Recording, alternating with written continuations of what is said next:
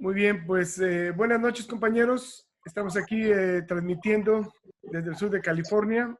Su amigo Miguel Ángel les da la bienvenida. Como siempre, anunciando que somos parte del Centro Cultural de México aquí en Santana, California. Y estos son los miércoles de Historia y Cultura.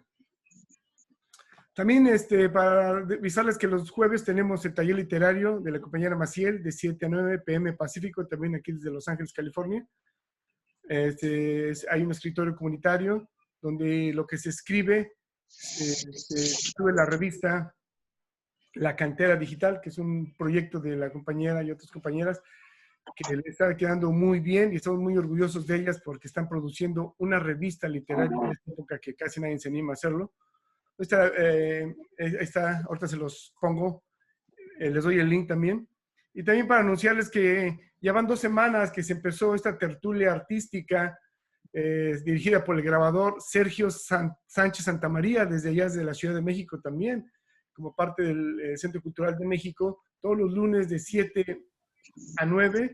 Él nos da una plática desde el punto de vista artístico. Él es un gran grabador, si muchos lo conocen, es un gran artista, y nos está metiendo en este mundo del grabado, que no es muy reconocido en México.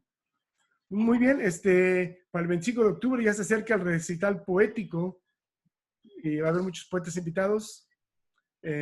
También manténganse informados, pues este va a ser el próximo evento. Y las calaveritas, ¿cuál es la fecha límite? ¿El 24 de octubre? El 31 de octubre, compañero. El 31 de octubre, todos pueden mandar sus calaveritas. Va a haber premios a los 3 primeros lugares que hagan las mejores calaveras en los 3 temas de diversidad de género. ¿Alguien que me recuerde? Pandemia. La pandemia. Y crítica social. Y crítica social. Pandemia, crítica social y diversidad de género. Si hacen sus calaveritas con esos temas, se van a escoger las 3 mejores calaveritas. A ver, ¿quién es el que tiene más imaginación? Pues esta es la revista literaria, esta es la portada de La Cantera. Bellísima foto. Me gustó mucho la fotografía. La Cantera, ahí está el link, se lo podemos poner si están interesados. Maciel, Josefina, Maya son las que dirigen. Y muchos escritores comparten. Es un proyecto de aquí de la comunidad Maciel desde el sur de California. Apoyen esta revista, descárguenla, es gratis. Léala, compártanla. Hay poesía, hay cuento. Es una buena semilla que va a dar fruto. La Cantera Digital. Muy bien, a nosotros nos pueden encontrar para los miércoles de historia en Facebook o en YouTube. En YouTube tenemos nuestro canal de YouTube, se llama La Toltecayo, donde subimos cada 8 días los videos que grabamos por los que se lo pierden y quisieran verlo porque luego son muy largos. Los pueden ver todos los videos que hemos grabado. Ahí están, es como un banco.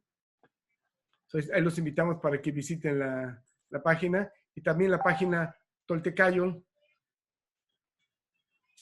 en Facebook, donde subimos los eventos que vienen y ahí se pueden comunicar con nosotros, mandar un mensaje, cualquier pregunta. O sea, aquí está toda la información, La Toltecayo. Pues muy bien,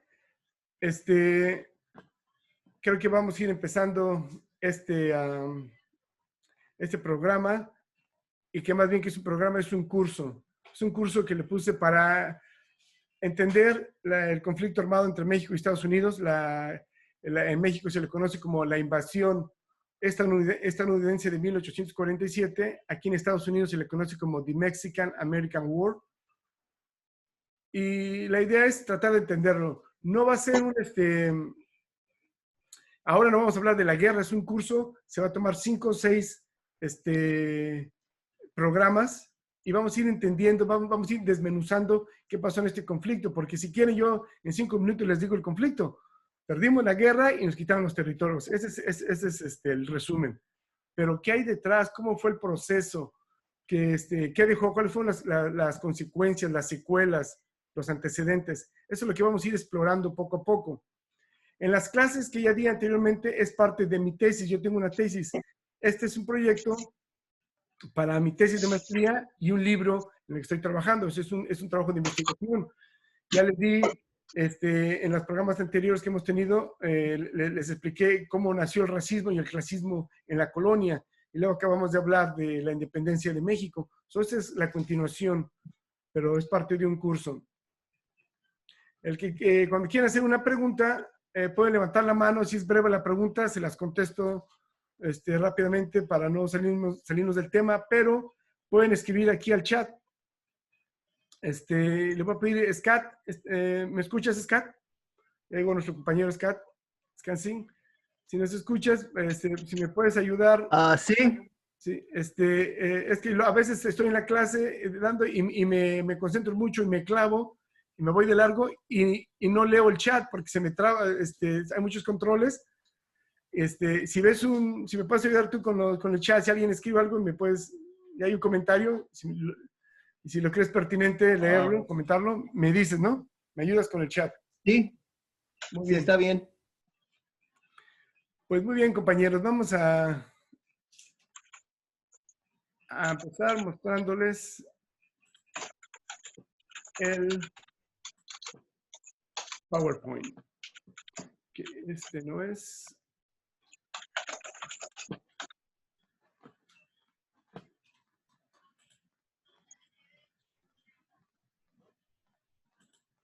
De un segundito, no se me desesperen. Compañero Miguel. Sí, dime. Quiero pedir una petición. Ok. No sé si aprovecho. Estaba hablando con alguien hoy, con mi suegro, y me entró una pregunta. En el aspecto de la historia, yo sé que estás estudiando la historia tú y nos estás enseñando o compartiendo historia que no se había compartido en el pasado. Mi pregunta es no sé si podamos tener un curso, una plática o charla relacionada a por qué no creer en la historia del pasado o en aquella historia que ha sido escrita por el gobierno y que nos ha oprimido la verdadera historia. ¿Por qué no creer en la historia del pasado?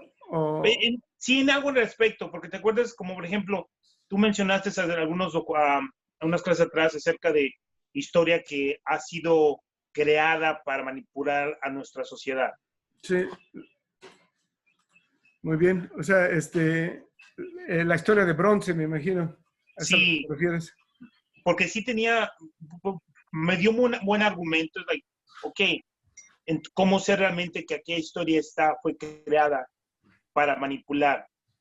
Creo que sería una buena charla. Ya, es una buena idea. Vamos a apuntarlo aquí como sugerencias. Sí. Y ya bueno, tengo más forma. Perdón, tengo una respuesta o clarificación. Que también soy maestro de historia. Técnicamente no se trata de creer la historia, la versión del gobierno que digamos, versus la historia de un autor, sino que es un poco más complicado. Lo que hacemos o lo que hacen los historiadores es que evaluamos los documentos, las evidencias, todas las pruebas, todo lo que está ahí, y luego, o sea, se trata de volver a la raíz, a la arqueología, a todas las evidencias y luego interpretarlas. Y se puede descifrar o desmentir, como muchos libros que han escrito los historiadores. Hay un libro que habíamos mencionado que se llama Lies My Teacher Told Me. Creo que Sergio mencionó el libro, un libro muy bueno. Y, o sea, no se trata de creer, entre comillas, ni una versión ni otra, sino evaluar, ver, estudiar las evidencias, luego interpretarlas. Y así es muy fácil como desmentir. Obviamente el gobierno va a tener su parcialidad, a lo mejor algún historiador va a tener su agenda política y se puede interpretar al evaluar su narrativa. Comparto contigo, Scott, y tengo ¿Sí? Yo también me pongo a estudiar, no nada más porque alguien me dice que esto va a ser, yo comparto.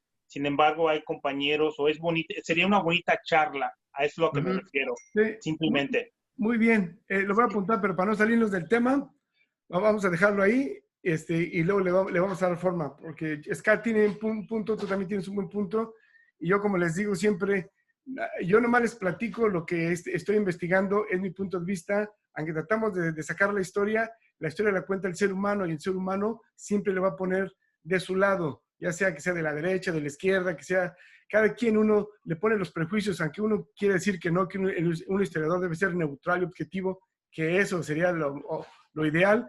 La verdad es que somos humanos y todo se contamina, ¿sí entienden? Entonces yo nomás les doy lo que sé, lo que he aprendido, lo que he leído, para que ustedes lo digieran y se creen su propia idea. Y vayan, investiguen en libros, y si concuerdan bien, si no, vayan y rasquen más ahí la historia, porque se trata de buscar, por eso una ciencia política, no es una ciencia exacta, siempre estamos cambiándola.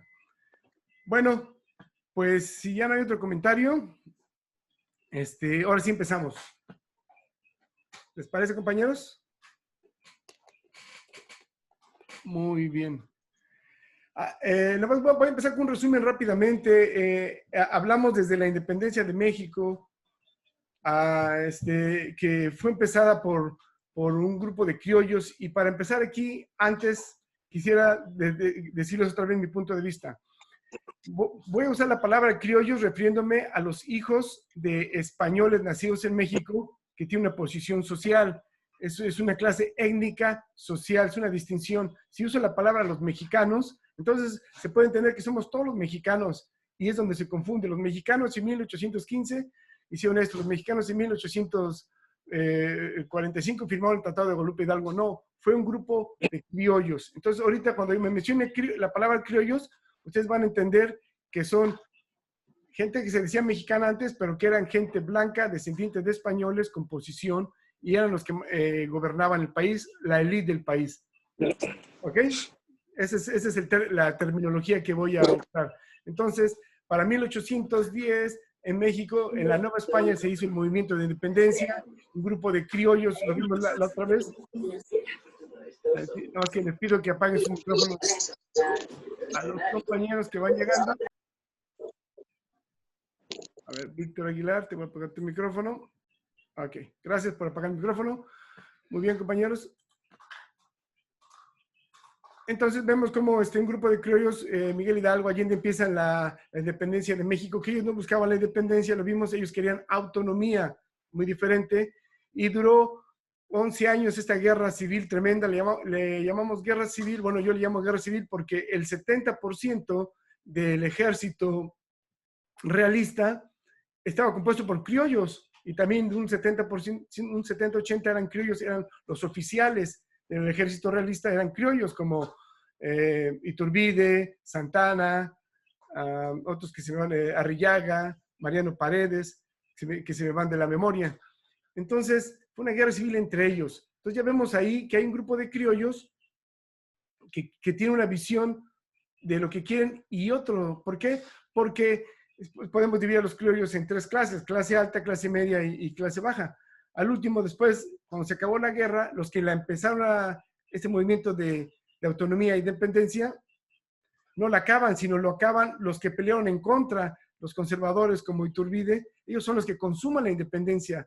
En realidad, yo hubiera querido que le hubiera acabado Hidalgo. Para mí, Morelos sería el padre de la patria de México, pero lo matan y lo acaba. La independencia la firma los criollos ricos y un grupo de españoles.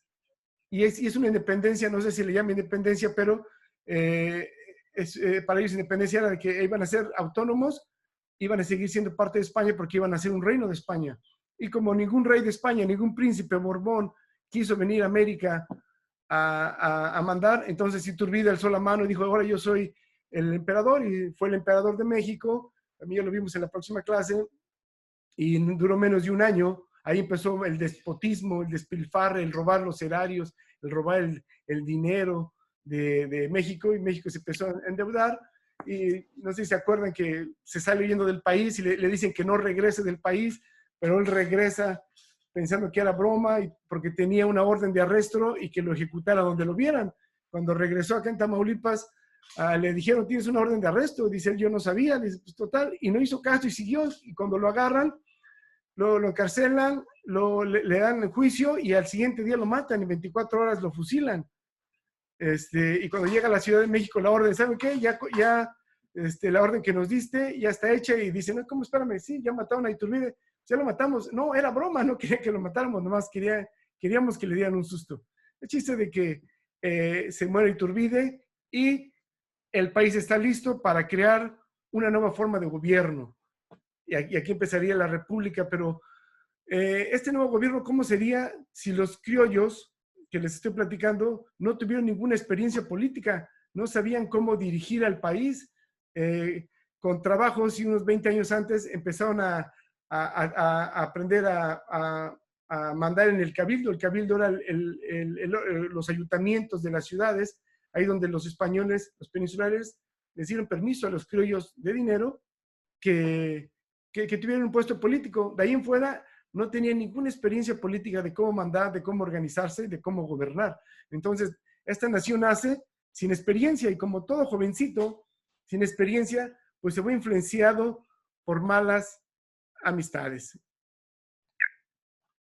Vamos a ver cuáles serían esas malas amistades que los criollos mexicanos obtendrían. Bueno, aquí les pasé esos fueron los slides de la clase anterior.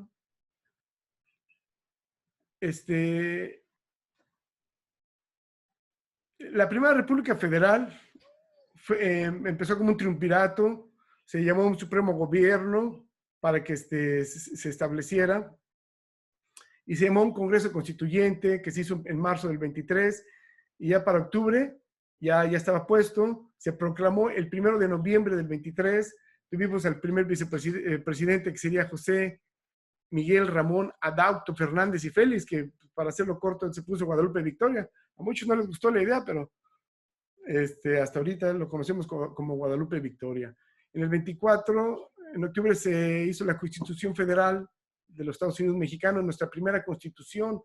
El error de esa constitución cuando se hizo es de que no se llaman a nuevas elecciones, sino el mismo Congreso que se había usado en la época de Iturbide, que ese Congreso estaba hecho por la iglesia, por el ejército y por abogados, gente rica, es el mismo Congreso. Entonces ahí fue el primer error que se hace en esta nueva experiencia política que tienen los mexicanos, los criollos de aquella época. Pues este era el sistema de gobierno antes en la Nueva España. El rey mandaba, tenía el Consejo de Indias, una casa de contratación en Sevilla, y de ahí bajaba hacia el virrey, del virrey la audiencia, y como siempre la Iglesia Católica la que decidía, y el siguiente brazo serían los gobernadores, y luego los cabildos o ayuntamientos, donde les platico que a finales del virreinato a los criollos se les dejó tener acceso a los gobiernos locales. Pues esto fue la malas influencias. No sé quién del grupo esté familiarizado con la masonería. ¿Alguien del grupo sabe algo de la masonería? Yo. Muy bien. ¿Nos puedes decir como en un minuto de qué se trata? Pues es una sociedad secreta que tiene muchos símbolos y supuestamente está hecha por pura gente de dinero y que controla ciertos aspectos de la sociedad de una manera secreta, y pues son grupos de personas que ven este grupo casi como una religión, ¿verdad? Es una manera de controlar controlar conscientemente a una sociedad en general, ¿verdad? Muy bien. Gracias, Sergio. El compañero Armando Escandón, cuando estamos hablando de la historia, dice justamente por ello es importante acercarse al concepto de historiografía para plantear quiénes, por qué, desde dónde, etcétera, escriben la historia. O sea, muy buen punto. Este es exactamente parte del trabajo del historiador.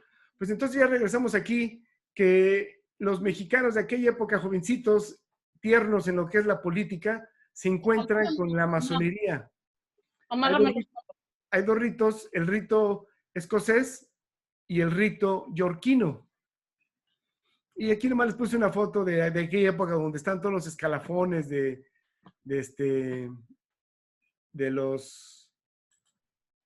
rito, a ver si así ya se ve un poquito más grande, ¿verdad? Ya se ve un poco mejor. Muy bien. Entonces, ¿cómo fue que en 1812, en plena independencia, allá en España estaban tratando de sacar al hermano de Napoleón, al Pepe Botellas, y es cuando se hacen las cortes, las cortes allá en España, y luego se juntan para hacer una constitución, y ya llaman a cada colonia, cada provincia en América que mandaron un representante. De México fueron bastantes representantes, y allá se encontraron estos mexicanos provincianos cuando fueron a España, Lucas Alamán, Fray Servando Teresa de Mier, Ramos Arizpe, hasta un señor Pino, de acá de Nuevo México, gente que nunca había salido de sus provincias y luego van a España y se encuentran que pues, estos liberales en España están haciendo una constitución. Yo me imagino que en las tardes, esto me lo imagino yo, ¿no? Ya después de que se acababan las juntas estas, se los llevaban allá a las tabernas, vente, no sé cómo les dirían, no hispanos o americanos, y se los jalaban, le decían, vente, vamos a tomarnos unas chelas o algo, y ya les decían, y los invitaban a su club que tenían ellos de la masonería allá en España. Entonces, los mexicanos, los criollos, regresan a América con estas ideas de la masonería. Así es como se fueron influenciando, empezando desde cuando estaba la independencia. Los que realmente trajeron los ritos ya bien asentados, bien confederados, bien estructurados, sería este señor Manuel Cordoniu Ferreras. Él creó el rito, no sé si ven aquí, el rito escocés de la Gran Logia de la Ciudad de México. También el señor traía la Compañía Lancasteriana de México, que es un nuevo, en aquella época era un sistema de enseñanza en México, ¿ves?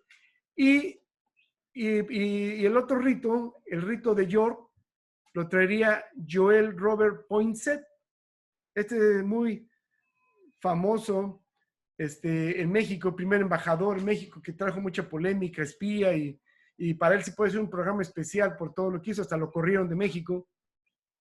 Más tarde, pues él fue el que organizó la primera logia masónica yorquina en México. Se le conoce aquí, desgraciadamente, este señor se trajo la flor de Nochebuena, y aquí en Estados Unidos conocemos a la flor de Nochebuena como poinsettia, que muchos mexicanos de aquí dicen, no, los chicanos, esa flor de Nochebuena no es poinsettia, se la robó, debe decir flor de Nochebuena, ¿no? Pero en realidad el nombre, pues, esa flor era milenaria, originaria de estas tierras, en Centroamérica, México, todo lo que es Mesoamérica, o el anáhuac, se le conocía como en náhuatl como Huextlaxóchitl. Entonces, los criollos se la robaron a los indios, y luego los americanos se la roban a los criollos. Es una robadera intelectual con esta flor. Eso nomás como un comentario. Entonces, tenemos que empezó a haber problemas entre estos dos ritos que vamos a ver más adelante, y para evitar problemas, el presidente, me estoy adelantando un poquito, pero ya que tengo la diapositiva aquí, Guadalupe Victoria manda crear un rito masónico nacional, y es como nace en marzo 26 de 1826 el rito nacional mexicano, para que no se pelearan entre masones, escoceses y yorquinos.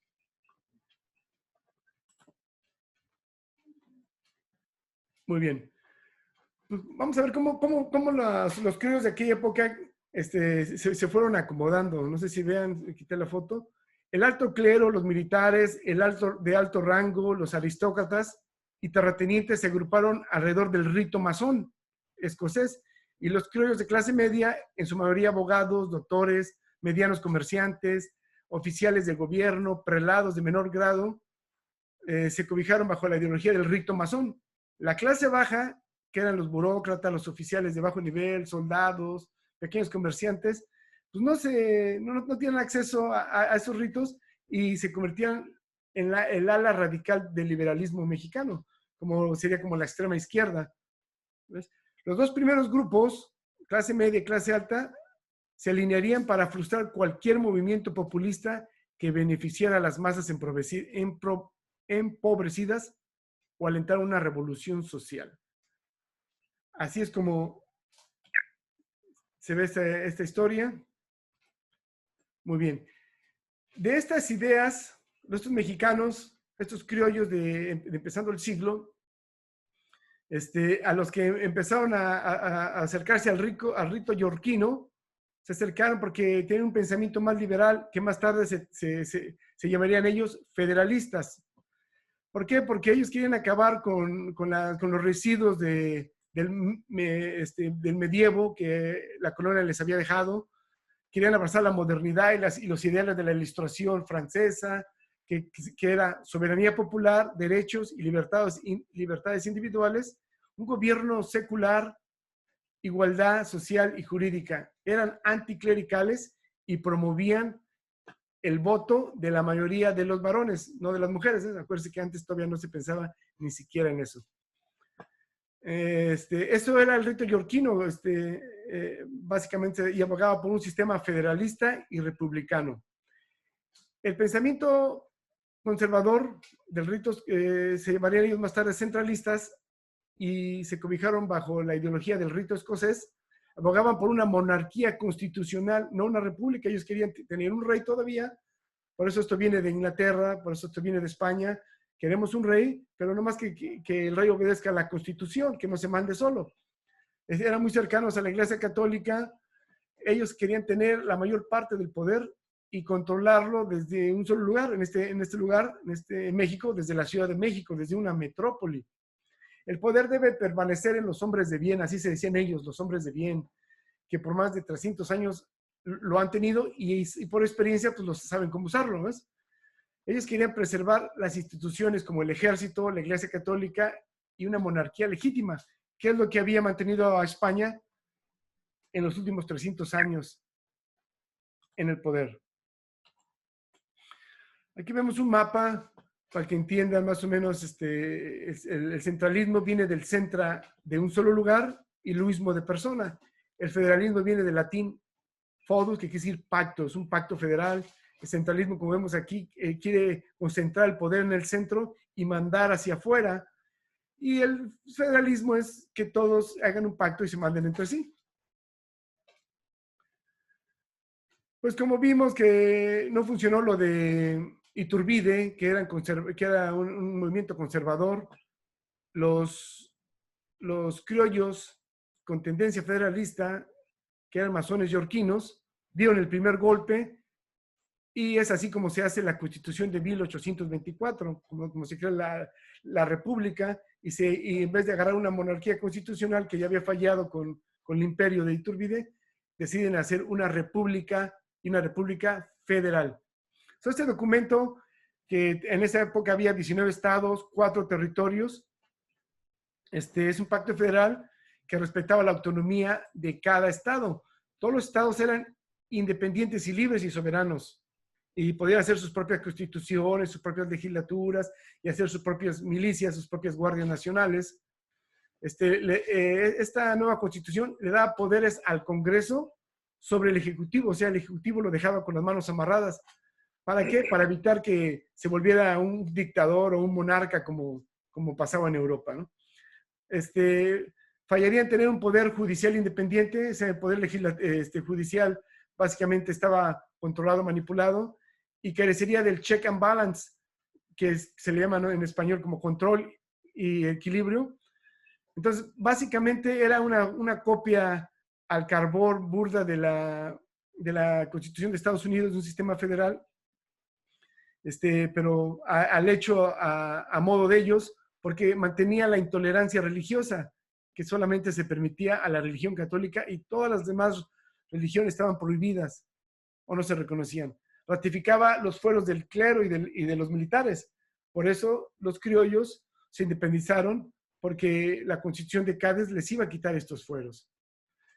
Y lo más conflictivo de esto era de que para escoger al presidente y al vicepresidente se hacía una competencia, y el que ganara más puntos era el presidente y el segundo el vicepresidente. Casi siempre los contrarios eran los que ganaban. Ganaba uno, pero su enemigo era el vicepresidente. O sea que no podían gobernar porque tenías al enemigo de vicepresidente. Eso fue uno de los más graves errores de esta constitución que no delineó esos pasos. ¿Una pregunta hasta aquí, compañeros? Yo tengo un comentario. A ver.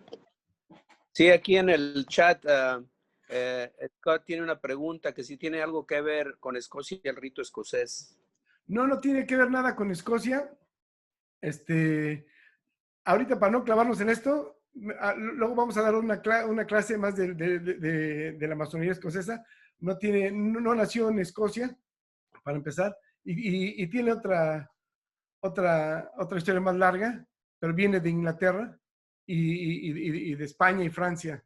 Es esa idea de tener una constitución monárquica y quitar el poder a la iglesia y a los monarcas.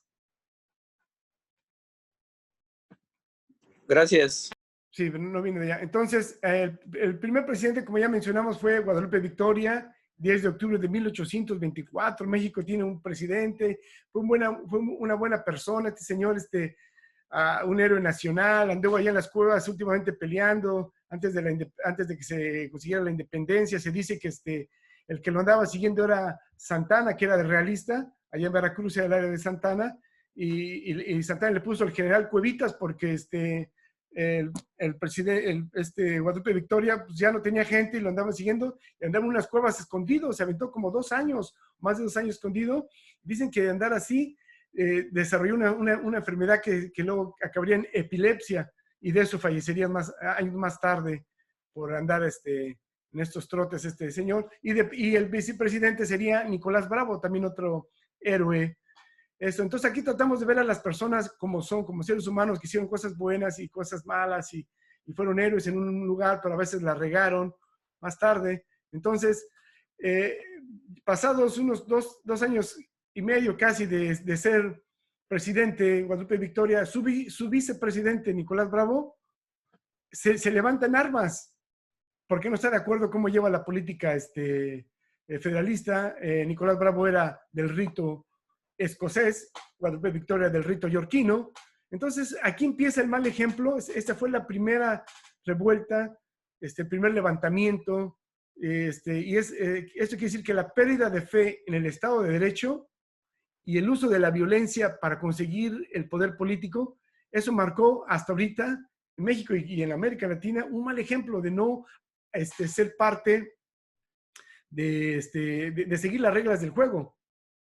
Entonces ya, total, que Vicente Guerrero va y derrota a Nicolás Bravo en esto, pero aquí viene algo interesante. Cuando lo derrota, Vicente Guerrero, que era yorquino también, le manda a decir a los yorquinos, antes que al presidente de México, que es Guadalupe Victoria, ya derrotamos a este escocés.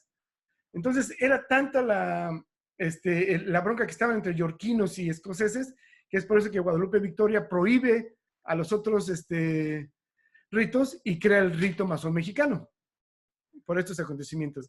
Entonces ya se acaba el periodo de Guadalupe Victoria, se llaman elecciones. Elecciones no eran como ahorita, sino nomás entre ellos, entre las asambleas, entre los políticos, votaban para ver quién iba a ser el presidente, no el pueblo todavía. Parecido como en Estados Unidos.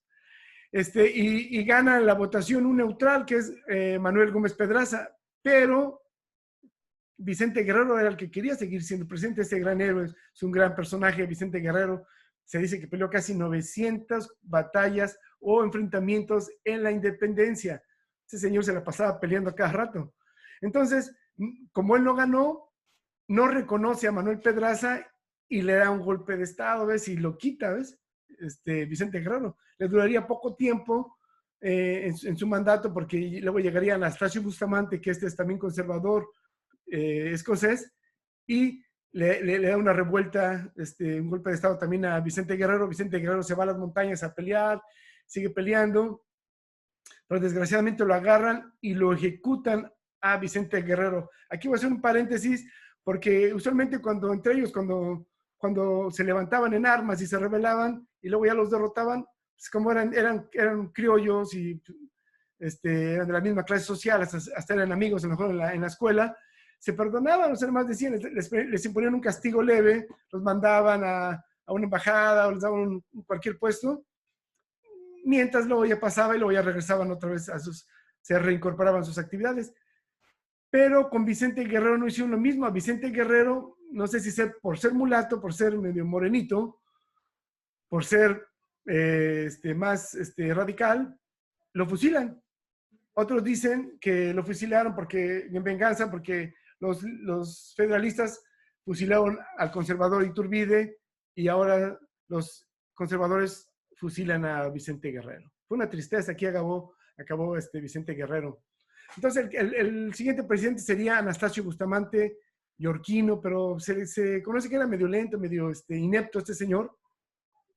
No hacía las cosas muy bien y quiso imponer, era más conservador él. Entonces, Santana, otra vez aquí, aparece Santana otra vez. Santana, donde ya había aparecido anteriormente, pero Santana, que había sido un realista primero, y luego se va con Iturbide para hacer la independencia, y luego se vuelve un iturbidista, apoya a Iturbide, pero luego es el primero que empiezan las revueltas contra Iturbide, y ahora es federalista, y llega aquí al poder, quita a Anastasio Bustamante, él es el presidente, pero Santana nunca le gustó gobernar. Santana fue 11 veces presidente de México, y creo nomás mandó como 2 años, estuvo en la presidencia, porque llegaba a agarrar el poder, ponía a alguien y se iba a retirar a su hacienda Manga de Clavo, allá a descansar, le gustaba mucho apostar y andar ahí cotorreando con las muchachas. Entonces dejó a Agustín Gómez Farías. Este sería un gran personaje de México también, hablaremos de él así poco a poco.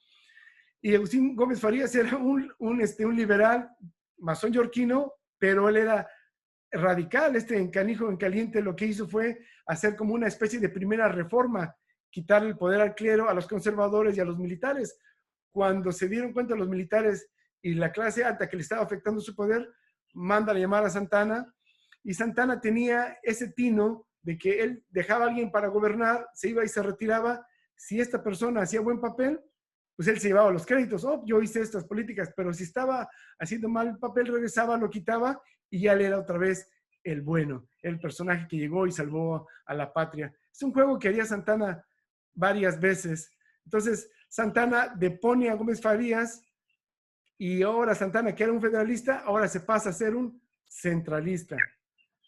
Todo un camaleón, este personaje de México. Aquí vemos a Guadalupe Victoria, una foto para que más o menos reconozcan.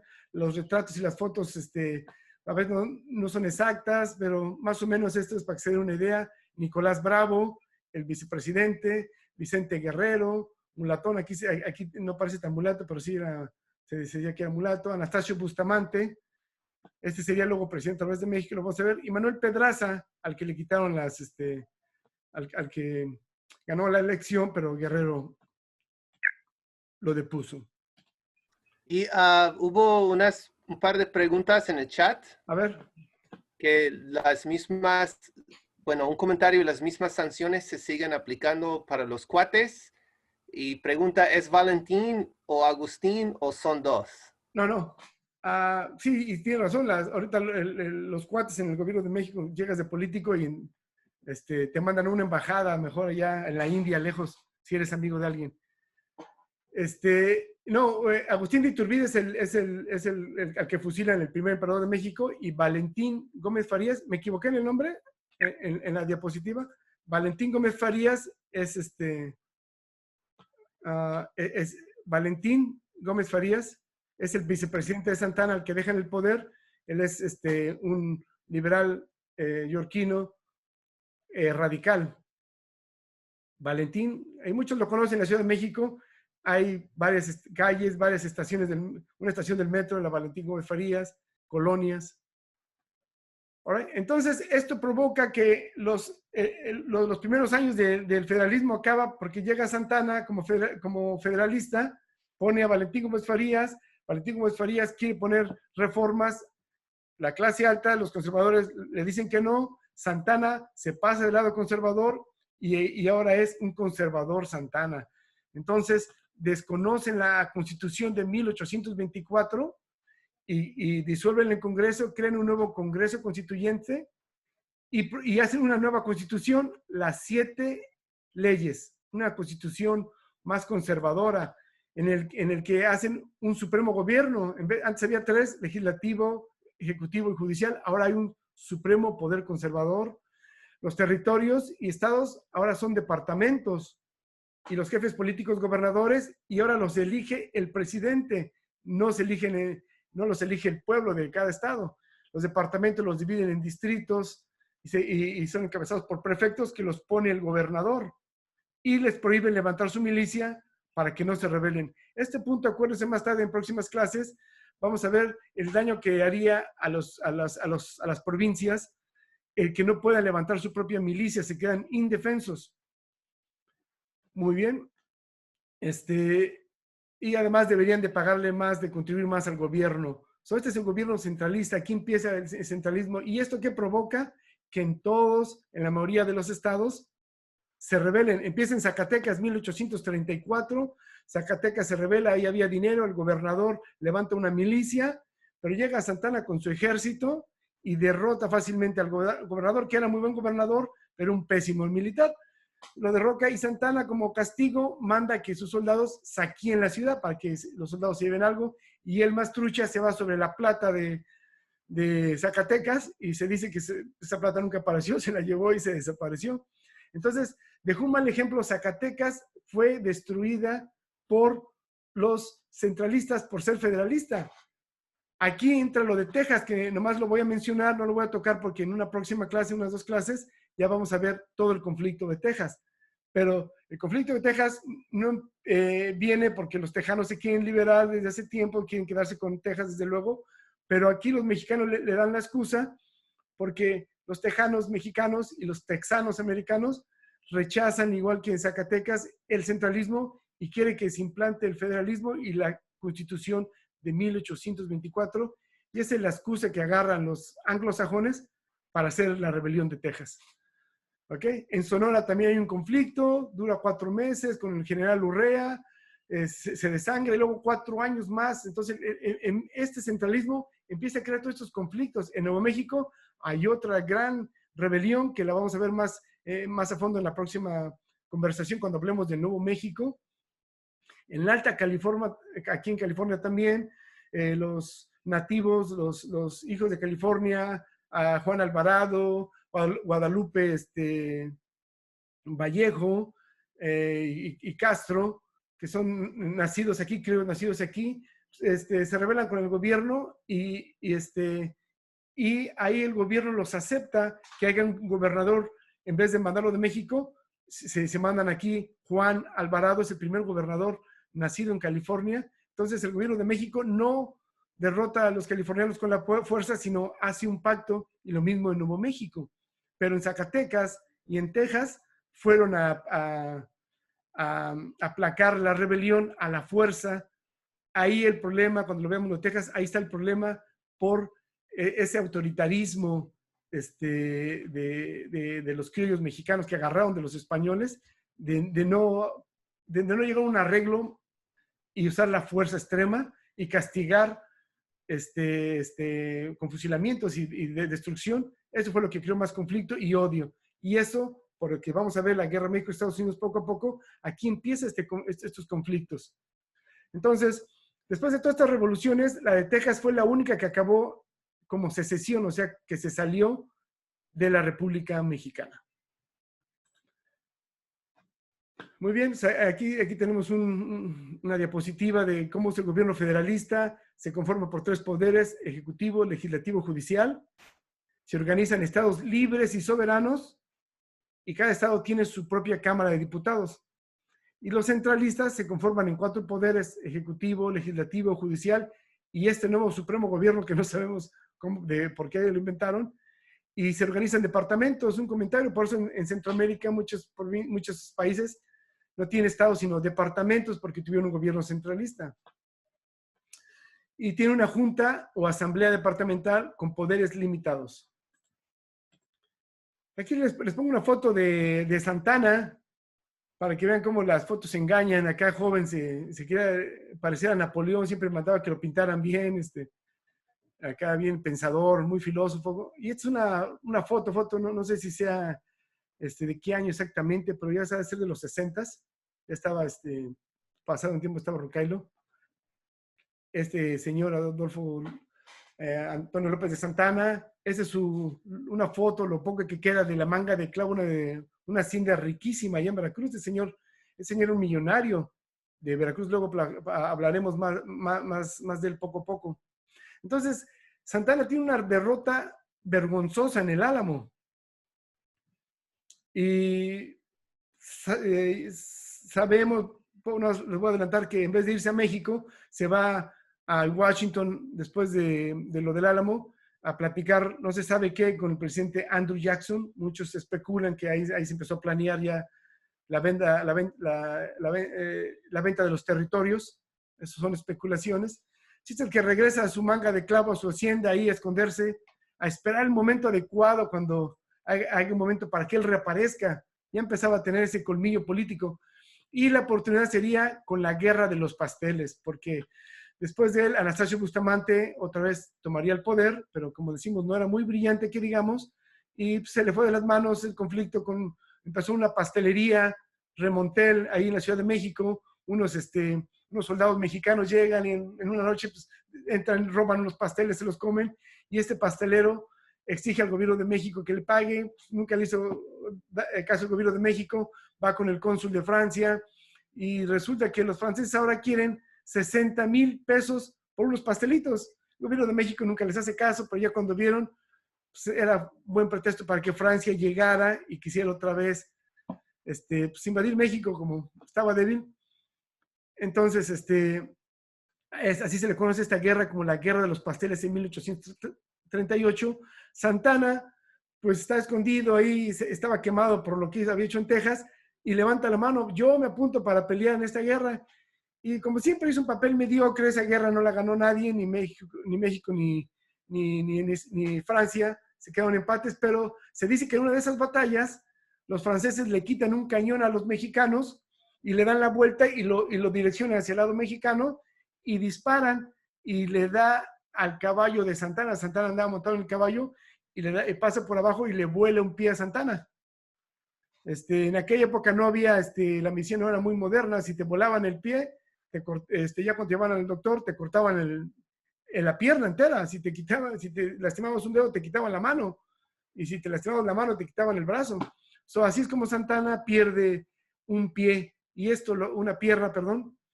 Y esto lo agarra a él como una excusa y se convierte en un héroe nacional. Y eso que no se ganó la batalla con los franceses, porque luego se llegaría a un acuerdo y vergonzosamente se les pagaría a los franceses los 60,000 pesos, por lo cual empezó el conflicto. Aquí vemos cómo Santana regresa otra vez, pero ahora ya sin pierna, con una pata de palo, regresa a la arena política de México. Y en 1841, el general Mariano Paredes y Arrillaga, este general va a aparecer más tarde, se rebela contra Bustamante. Santana y otro general se unen a estos derrocamientos que se dan por todos lados. Aquí vemos unas fotos que encontré de la guerra de los pasteles. Remontel es el nombre del pastelero. Total, que para no hacerse las largas, Santana regresa al poder. Ahora regresa él como un federalista, como un héroe nacional que va a cambiar a México y que va a quitar a los conservadores, y es elegido como un presidente provisional nada más. Y él convoca elecciones y les da voto universal para que toda la gente pudiera votar sin requisitos si sabían escribir o no, o si tuvieran propiedad o dinero o no. Y la mayoría de la gente vota por tener un gobierno federalista.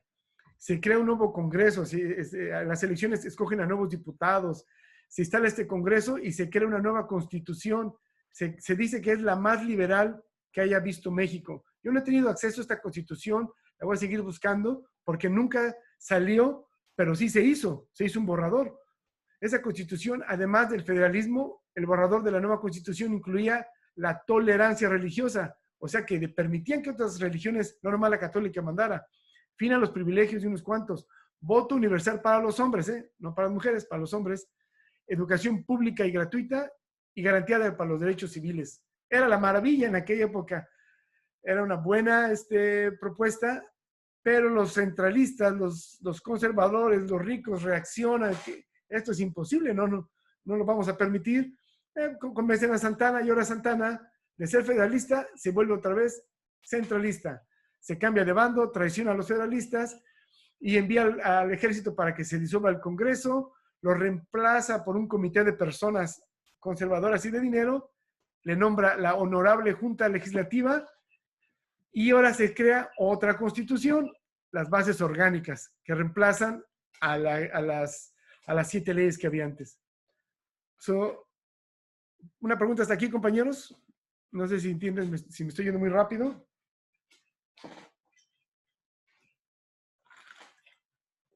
Pues parece que... ¿Yo? Sí, que sigo. ¿Puedo preguntar? Oh, sí, sí, como no, sí, breve, sí, una pregunta breve. Bueno, nada más es un breve comentario. Humboldt en 1804 entregó el informe de sus estudios en Washington y le preguntó el presidente norteamericano a Humboldt que qué país era el mejor, el más rico, el más poderoso, el que tenía más. Y entonces él dijo que solo había 2 reinos en el continente americano. Entonces, pues el presidente gringo le dijo, bueno, ¿cuál es el mejor? O sea, sí, yo sé que hay 2, México y Estados Unidos, pero ¿quién es el mejor? Pues, señor, por la diversidad cultural, por los recursos naturales, por la forma en que tiene su historia, pues es México. Dice, no puede ser, dijo. Entonces, a partir de ahí, a partir de 1804, Estados Unidos estuvo muy cerca y muy al pendiente de todos los procesos que estuvieron viviendo en México. De hecho, se nombró un embajador antes de la independencia. Se llamaba Poinsett, se apellidaba Poinsett, ¿sí? Y estuvo muy ligado con Santana. Entonces Santana estaba pero bien coludido con el ejército y con el gobierno norteamericano. Siempre lo estuvo. Poinsett era el enlace. Siempre Poinsett estuvo en la ceremonia de independencia, después siguió, y no actuaron. Fueron muy inteligentes. ¿Por qué? Porque España nunca había reconocido a México. Sí se declaró la independencia, pero España no lo reconoció. Sí, solo claro. Legalmente envió el documento hasta 1833. Fue en 1836. Mira, compañero, lo voy a interrumpir para al final. Sí, no, nada más era breve ya. Al final va a haber preguntas y va a haber tiempo para exponer eso, pero sí, unos puntos interesantes. Hasta el 1836 España es cuando se reconoce a la independencia de México. Entonces, continuamos. ¿Te perdiste la plática al principio porque hablamos de Poinsettia, cuando era el embajador?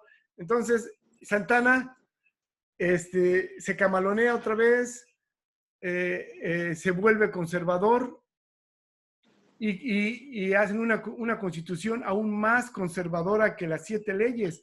La mayoría del pueblo de las provincias que estaban acostumbradas a tener más libertad porque vivían lejos del centro, pues, les afecta demasiado. Ya vimos que hubo rebeliones en Zacatecas y luego en Texas, que se acaba separándose, en Nuevo México, en Sonora, y ahora seguiría en el norte. Coahuila, Nuevo León y Tamaulipas crean se le conocería como la República del Río Grande, que no tuvo éxito porque no hubo apoyo ni de las legislaturas estatales, ni de los ricos del área, y le pidieron ayuda a Texas, y Texas, que lo que quería era que México la reconociera, entonces tampoco los apoyó. Entonces fue el primer cognato, rebelión que enfrentaría a Santana y su nuevo, nuevo régimen que tenía. La otra sería en Tabasco. El estado de Tabasco se rebelaría en 1839. Ganaron los federalistas, derrotan al gobernador centralista. Luego el gobierno del centro va y bloquea al Estado, que mejor deciden separarse de México, pero luego se regresan a México en el 42 y viven un tiempo, pero en 1846, en plena guerra con Estados Unidos, cuando ataca a Estados Unidos Tabasco, los tabasqueños tienen una buena defensa, rechazan a los americanos la primera vez, pero luego regresan los americanos, piden ayuda a los tabasqueños, al gobierno central, y el gobierno central no les manda ayuda. Entonces, por eso se salen otra vez del pacto federal en ese tiempo. Imagínense, salen y entran en el 39, en el 42, Tabasco, y luego sería Yucatán. En Yucatán la rebelión contra el centralismo empezó en el 39. Ya para el 41 se declara la separación de la Unión, totalmente se declara una república. Y como en todas las demás rebeliones de México, es hasta que no se restablezca el gobierno federal y la Constitución de 1824. Esto es bien importante. Todos los estados pedían esto y los centralistas de México, aferrados en querer imponer su tipo de gobierno, sin importar que todo el país se les estaba saliendo de las manos. Y ya habían perdido Texas y estaban a punto de perder más y ellos seguían aferrados en implantar su sistema centralista.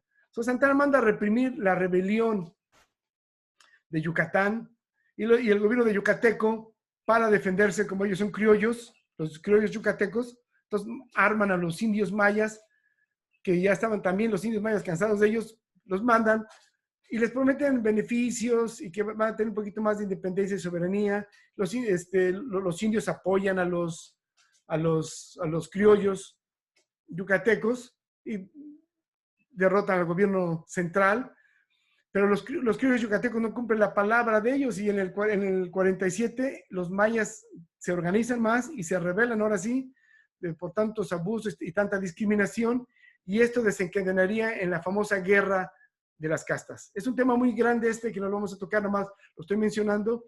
Lo estoy mencionando, también quiero clarificar que el centralismo no originó la guerra de las castas, sino fue un motivo más para que los indios se rebelaran, más que ya tenían armas los indígenas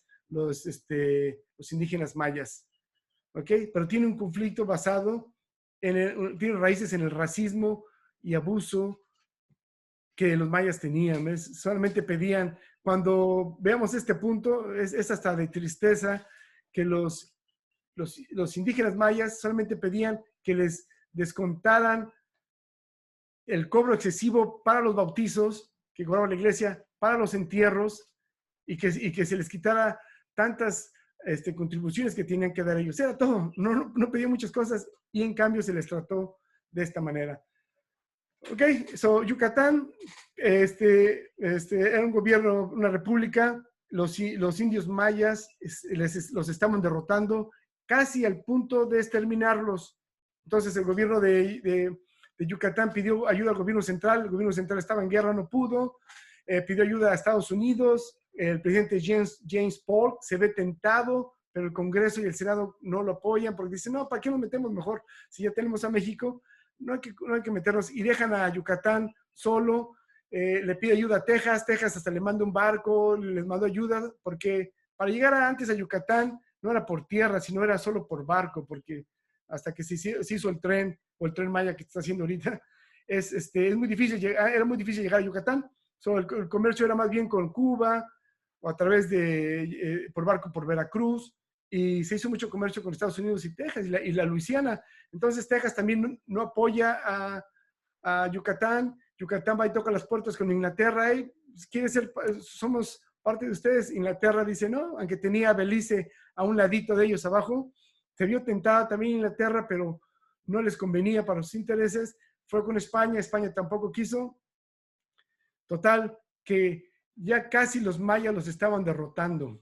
Pero eso es otra plática. Cuando llega el gobierno de México, ya el gobierno central, después de la guerra México-Estados Unidos, cuando se había acabado la guerra, y con el dinero que los Estados Unidos le pagaron a los mexicanos, que no fue totalmente en efectivo los 15 millones, sino casi una buena parte fue en armas, y no en armas tan modernas, sino usadas.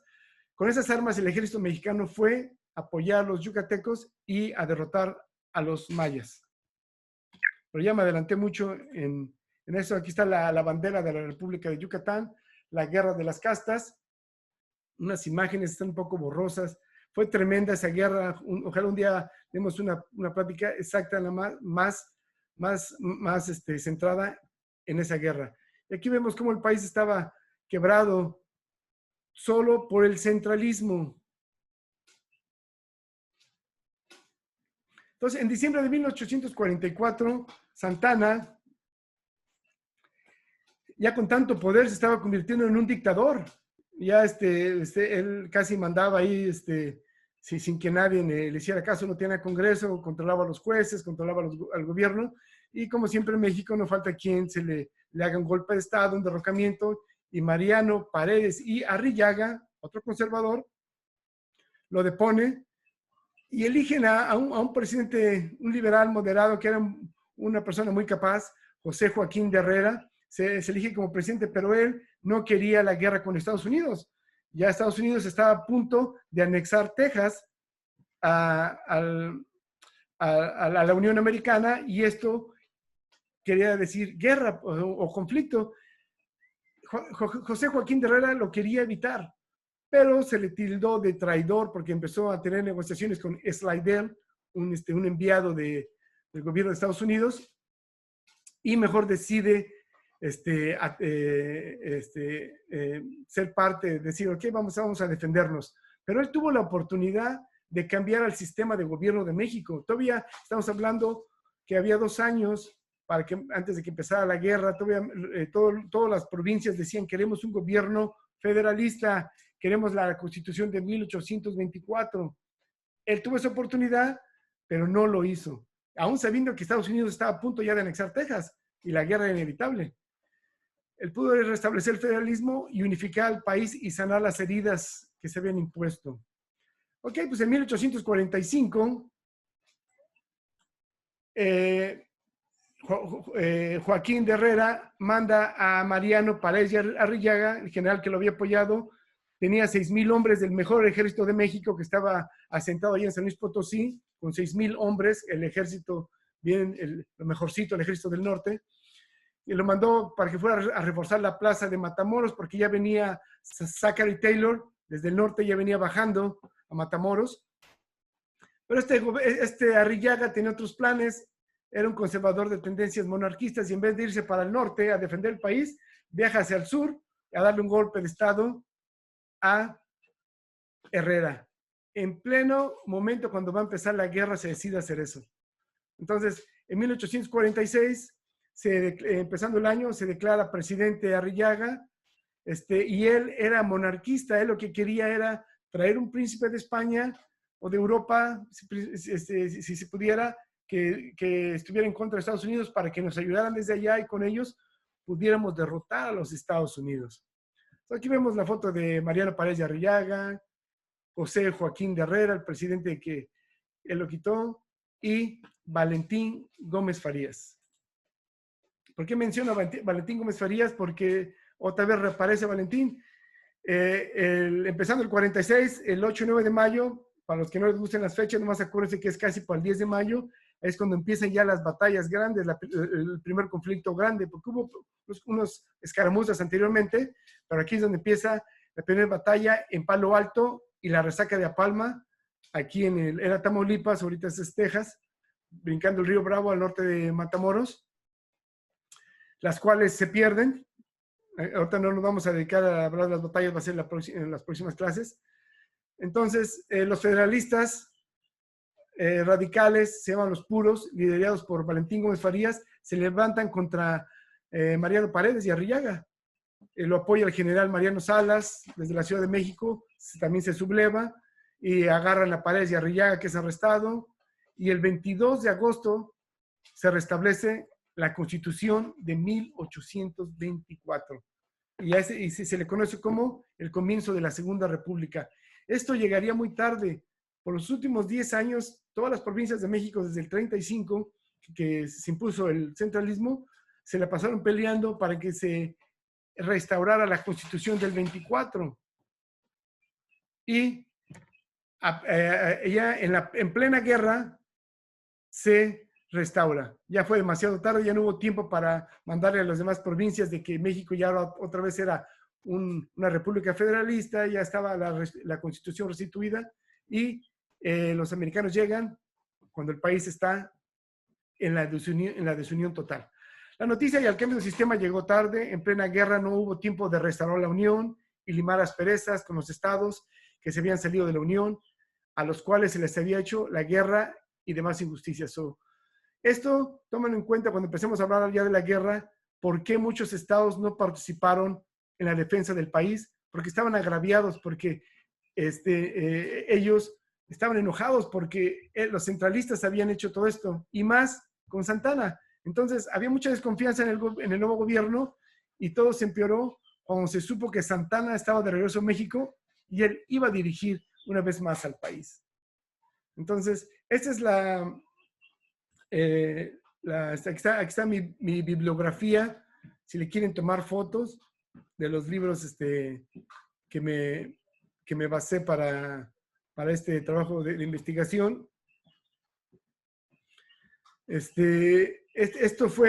es mi tesis de que los mexicanos, al empezar la guerra con México y Estados Unidos, no se había constituido como una nación, principalmente porque era un país dividido regionalmente, porque México es muchas regiones y muchos regionalismos, racialmente, porque había muchas, étnicamente estaban los criollos, los mestizos, las castas, los indígenas, no había unidad, y políticamente los nuevos líderes del país, que son los criollos, no se ponían de acuerdo entre ellos mismos, que eran los que dirigían al país, y llevaron a los primeros 20 años de país independiente, fue totalmente un fiasco y un fracaso.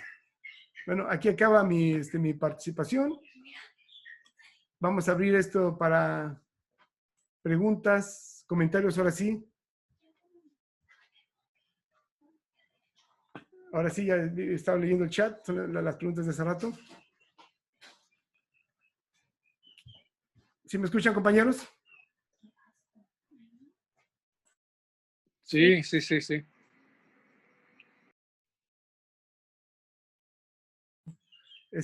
¿Quién tiene el primer comentario? Zoom user está levantando su mano. Ok, puede hablar, compañero. Ok, bueno, nada más retomar lo anterior, ¿no? O sea, el libro en el que yo me baso es de Fernando Benítez. Pues yo creo que tú lo conoces, ¿no? Fernando Benítez. Se llama La historia de las tragedias de México. Y entonces ahí señala él así concretamente que ha sido como siempre y sigue y continúa la guerra secreta en México, ¿no? O sea, no fue casual que Estados Unidos estuviera bien enterado y bien conectado con los procesos que se estaban sucediendo. Y por otra parte fue muy cauteloso de intervenir entre la independencia y el reconocimiento que hace España, porque si él hubiera intervenido, si Estados Unidos hubiera intervenido después de la independencia, España se hubiera entrometido fácilmente, ¿no?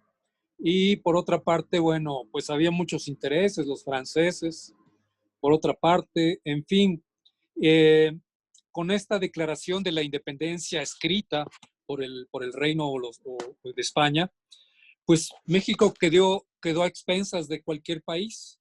¿Por qué? Pues porque no tenía gobierno, estaba profundamente peleado entre sí mismo, no había una capacidad, no había una constitución. Entonces, claro, y la guerra de castas, no se diga, porque Estados Unidos no podía traer las armas solo a través de su ejército, sino las mandó a Veracruz y las mandó a Yucatán, que sabía del problema. No es tan solo que no haya querido, sino sí quiso, pero no pudo. pero sí mandó armas para los mayas y sí mandó muchas armas al puerto de Veracruz. De hecho, quienes defendieron todo ese territorio fueron pues las pequeñas industrias que apenas estaban forjando en el puerto de Veracruz y sí denunciaron y sí enfrentaron a los gringos, ¿no? Entonces, hay varias cosas que pues influyen en que un momento dado pues no se pueda defender o estar al tanto de lo que iba a hacer Estados Unidos. Es la potencia, después de Inglaterra, Estados Unidos, 1870, por así decirlo, ya es una potencia industrial, ya es una potencia que necesita expandirse. Inglaterra también lo tenía. España, pues por su misma tradición, el catolicismo y la iglesia, pues estaba muy atrasada, no podía desarrollar nada en nuestro país. Por eso pienso que sí, Estados Unidos es la tercera bota, por así decirlo, ¿no? Porque la segunda fueron los españoles. Tenemos 3 estilos de vida.